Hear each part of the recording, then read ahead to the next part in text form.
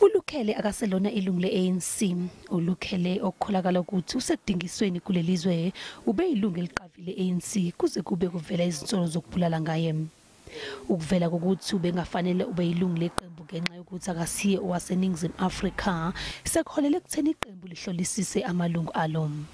He didn't indicate that he is a non-South African, so that the ANC can also advise him to go to the national and apply for a membership before a branch can accept him. We are deeply concerned by the conduct of these comrades.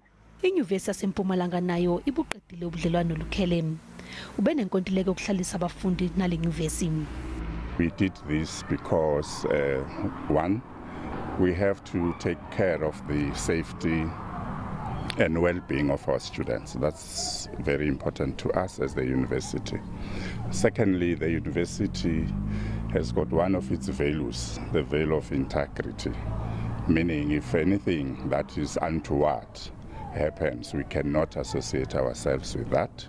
It has reputational challenges, so we definitely had to cancel that agreement.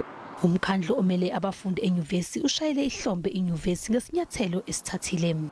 Positive actions that were taken by the school by de-accrediting that facility was good, because after